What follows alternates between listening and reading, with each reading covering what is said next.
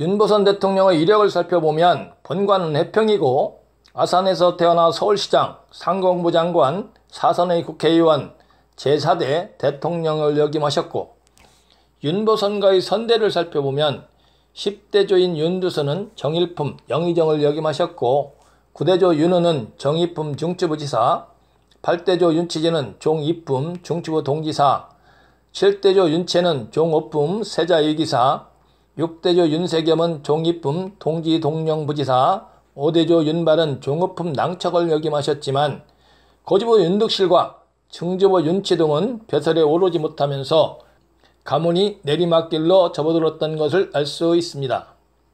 그런데 백조부 윤웅열이 법무대신, 조부 윤영열이 육군 참찬에 오르고 숙부 윤치영이 서울시장, 내무부 장관, 사선의 국회의원, 육촌 윤영선이 농림부 장관, 사촌 윤일선이 서울대 총장, 윤보선 자신이 여러 관직을 거쳐 대통령이 되었고 동생 윤원선이 경기도지사에 오르면서 집안이 불같이 일어난 것을 알 수 있습니다. 오늘은 내리막길로 접어들었던 윤보선 대통령가가 다시 불같이 일어나는 과정에 어떤 변화가 있었고 원인이 무엇인지 알아보겠습니다. 보통 한 집안의 발복은 그분들의 선대 묘에서 발산하는 생계의 영향이나 양댁 즉 거주하는 집에서 발산하는 생계의 영향을 풍수지리적 관점에서 논하고 추산해 볼 수 있는데요. 먼저 윤보선과의 선대 묘지를 살펴보면 윤보선 대통령의 5대조인 윤발의 묘는 아산시 둔포면 석곡리 두배마을 뒷산에 자리 잡고 있는데요.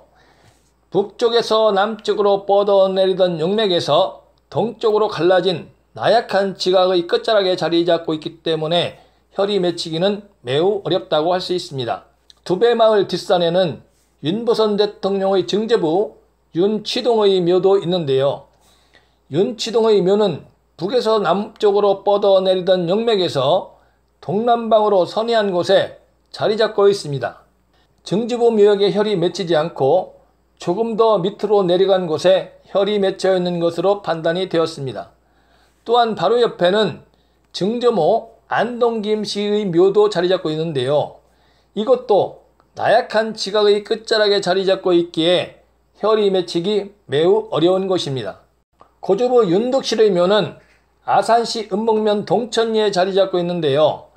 고조부 윤득실의 묘에 대한 야사가 전해져 오고 있습니다. 어느 추운 겨울날 둔포장을 다녀오던 윤보선 대통령의 증조부 윤치동이 길가에 쓰러져 있는 늙은 스님을 발견하고 집으로 데려와 정성껏 간호를 하였고 따뜻한 봄이 돌아오자 기력을 회복한 노스님이 자신의 생명을 구해준 은혜에 보답하기 위해서 충무공 이순신 장군의 묘역이 있는 어라산 밑에 명당 자리를 잡아주었는데 그곳은 명망이 드높은 덕수이씨 종중 소유라서 망설이던 윤치동에게 노스님이 말하길 남의 눈에 띄지 않도록 평평하게 암장을 했다가 만약에 들키면 용서를 빌라면서 이장할 장소까지 알려주었다고 합니다. 결국 윤치동은 부친 윤득실이 죽자 노스님이 알려준 어라산 밑에 암장을 했다고 하는데요. 윤득실을 암장할 당시만 해도 본처인 고령신씨 사이에서 자식을 얻지 못하고 있다가 암장을 한 후에 안동김씨를 후처로 맞아 40살이 넘은 늦은 나이에 윤영열과 윤웅열 형제를 낳았고 후에 현재 윤보선과의 묘역이 자리 잡고 있는 동천리 선영으로 이장을 하였다고 합니다.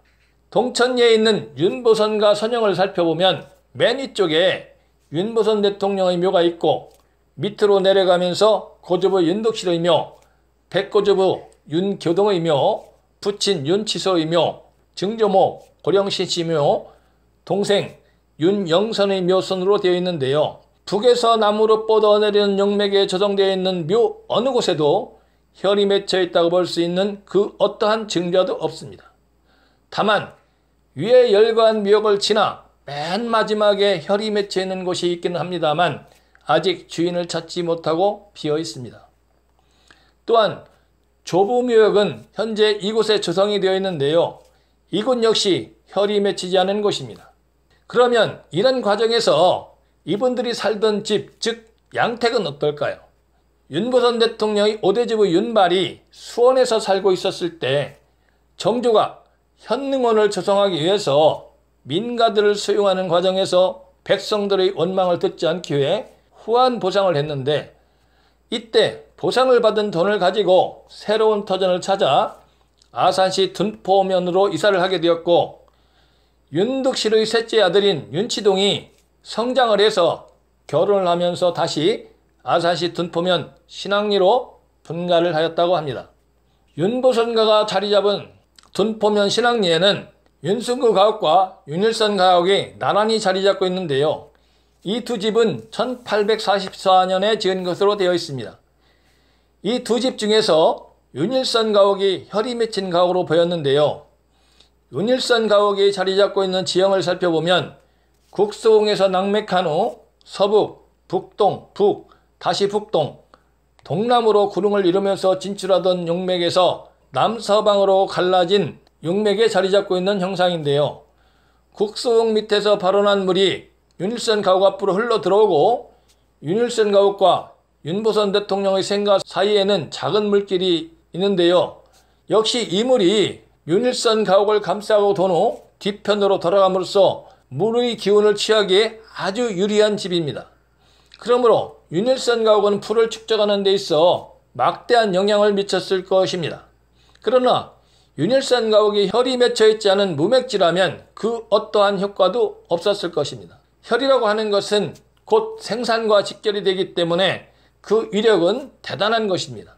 이곳에서 태어난 여섯째 아들 윤치영은 서울시장과 내무장관을 거쳐서 사선의 국회의원을 지냈으며, 또 이 집에서 태어난 윤일선은 서울대 총장을 역임하였고, 윤보선 대통령의 아버지 윤치소가 태어난 집이기도 합니다. 윤일선 가옥에서 윤영렬의 둘째 아들로 태어난 윤치소가 성장 후 분가한 집이 바로 윤보선 대통령이 태어난 집이고, 그의 동생 윤원선 경기도지사가 태어난 생가이기도 합니다.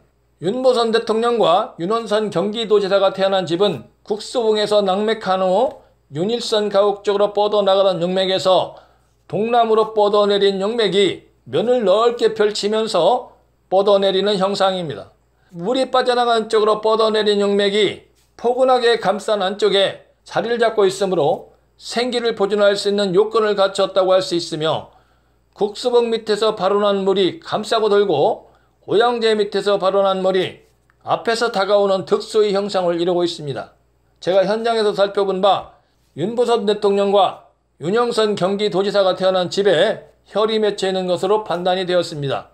지금까지 앞에서 살펴본 바와 같이 윤보선가에서 덕수이씨 종중 땅에 암장을 냈던 정확한 위치를 알 수 없어서 그 자리에 대해서는 논할 수는 없습니다만, 하락의 길로 접어들었던 윤보선가가 덕수이씨 종중 땅에 암장을 했던 고주부 윤득실의 묘 자리가 명당이라서 이 집안이 발복을 했고 큰 인물이 태어난 것이라면, 윤득실의 큰 아들인 윤교동과 둘째 아들인 윤우동의 집안에서도 윤치동가와 견질 수 있는 인물이 태어났어야 하는데, 윤교동과 윤우동의 집안에서는 윤치동의 집안과 견줄 만한 인물이 없습니다. 이는 암장을 냈던 그 자리가 설령 명당이라도 부자가 되는 것에는 일조를 할 수 있어도 큰 인물을 배출하지는 못한다는 것을 증명하는 것이라고 할 수 있습니다. 그러나 양택명당은 어떻습니까? 이 집안에는 분명히 두 개의 양택명당이 있고, 이 두 집에서 걸출한 인물이 태어난 것은 부정할 수 없는 사실입니다. 현재 윤보선가의 음택 중에서 명당이라고 할 수 있는 묘가 없으므로 음택에서 발산하는 생기의 영향에 의해서 윤보선가가 불같이 일어났다고 볼 수는 없지만, 양택에서 발산하는 생기의 영향은 더할 나위 없이 큰 영향을 미쳤다고 할 수 있습니다. 이와 같이 한 집안이 일어나는 바탕에는 반드시 양택명당이 있습니다. 지금까지 수암의 풍수기행 영상 경청해서 감사합니다. 구독을 눌러주시면 다음에 박정희 대통령 이야기로 좋은 영상 만들어서 다시 인사드리겠습니다.